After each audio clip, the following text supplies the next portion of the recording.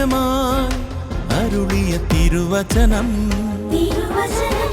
നിത്യസത്യമായി അരുളിയ ദിവ്യവചനം, ശാന്തിയായി ദീപമായി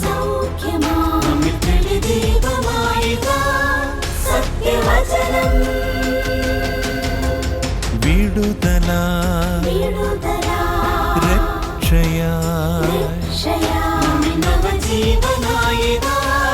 സത്യവചനം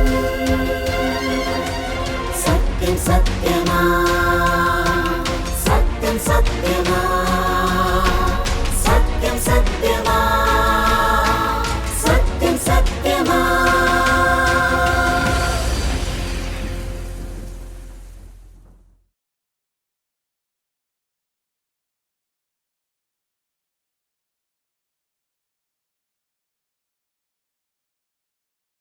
T വിയിലൊക്കെ സുവിശേഷ സന്ദേശങ്ങൾ സത്യസിദ്ധം ആരംഭിക്കുന്നതിന് മുമ്പ് തന്നെ ഞാൻ പലപ്പോഴും ശ്രദ്ധിച്ചിരുന്നു.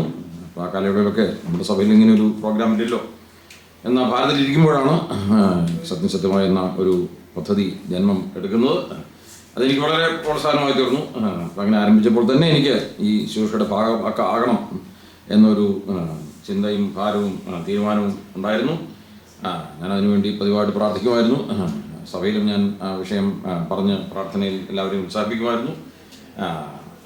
അങ്ങനെ ഇരിക്കുമ്പോഴാണ് എനിക്ക് ഇതിൽ വചനം പ്രസംഗിക്കാനുള്ള അവസരം ചാർലി സഹോദരൻ തന്നത് എന്നുള്ളത് ഞാൻ നന്ദിയോടെ ഓർക്കുന്നു. അത് എനിക്ക് എൻ്റെ ജീവിതത്തിൽ വലിയൊരു കാൽവയ്പായിരുന്നു. കാരണം ലോക സുവിശേഷത്തിലൊരു പങ്കാളിയാവുക എന്ന് പറയുന്നത് അത് വലിയൊരു അനുഭവമായിരുന്നു. ധാരാളം അവസരങ്ങൾ ഈ പ്ലാറ്റ്ഫോമിൽ എനിക്ക് ലഭിച്ചു എന്നുള്ളത് ഞാൻ നന്ദിയോടെ ദിവസത്തിൻ്റെ മഹത്വത്തിനായിട്ട് ഓർക്കുകയാണ്. ഒരു കാലത്ത് തന്നെ ഫോളോ അപ്പ് ചുമതല കോട്ടയം ഡിസ്ട്രിക്റ്റിൻ്റെ ഫോളോ അപ്പ് ചുമതല ഏൽപ്പിച്ചിരുന്നു. അപ്പം അങ്ങനെ ഏൽപ്പിച്ച കോണ്ടാക്ട്സിനൊക്കെ എല്ലാവരെയും കാണാൻ പറ്റിയില്ലെങ്കിലും പലരെയും കോണ്ടാക്ട് ചെയ്യാനായിട്ട് പറ്റി, ഫോളോ അപ്പ് ചെയ്യാൻ പറ്റി. ഇപ്പോൾ അടുത്തൊന്നും ഫോളോ അപ്പിന് അസൈൻമെൻ്റ് ഒന്നും കിട്ടാറില്ല.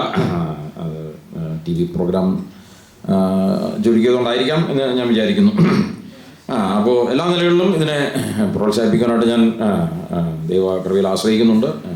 സാമ്പത്തികമായിട്ടൊക്കെ സഹായിക്കാനായിട്ട് ഞാനും എൻ്റെ സഭയും ഉത്സാഹിക്കുന്നുണ്ട് എന്നുള്ളത് പറയാനായിട്ട് വളരെ സന്തോഷമുണ്ട്. ഇവിടെ ഈ പ്രോഗ്രാമിൻ്റെ ആഭിമുഖ്യത്തിൽ നടത്തുന്ന ക്വിസ് പ്രോഗ്രാം അതെനിക്ക് വളരെ പ്രയോജനപ്പെട്ടു.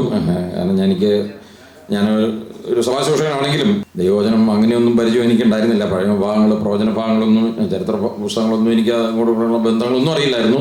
ക്വിസ് പ്രോഗ്രാമാണ് എന്നെ വചനം വായിക്കാനായിട്ട് നിർബന്ധിച്ചത്.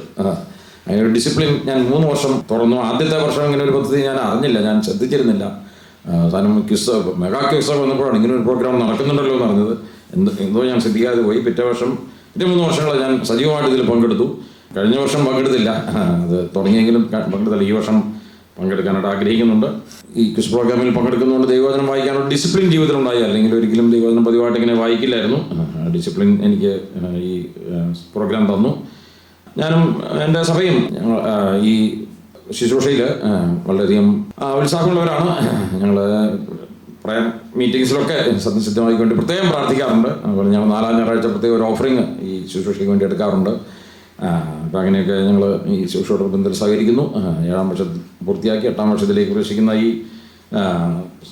ശുശ്രൂഷയ്ക്ക് എല്ലാവിധ ആശംസകളും എൻ്റെ സഭയ്ക്ക് വേണ്ടി ഞാൻ അവരുടെ പ്രതിനിധിയായിട്ട് ഞാൻ ഇവിടെ സമർപ്പിക്കുന്നു. ദൈവം ശുശ്രൂഷയെ ധാരാളമായിട്ട് ഈ വർഷം മുൻ വർഷങ്ങളിലേക്കാൾ അനുഗ്രഹിക്കട്ടെ. പ്രത്യേകിച്ച് ചാർലി സോഹനും അത്ഭുതകരമായി കർത്താവ് സൗഖ്യം കൊടുത്തത് നമ്മളതിന് സാക്ഷ്യം കേൾക്കായിരുന്നു. ഓർത്തും ദൈവത്തെ സ്തുതിക്കുന്നു. എല്ലാവിധ ആശംസകളും അറിയിച്ചുകൊണ്ട് ഞാൻ എൻ്റെ വാക്കുകൾ അവസാനിപ്പിക്കുന്നു.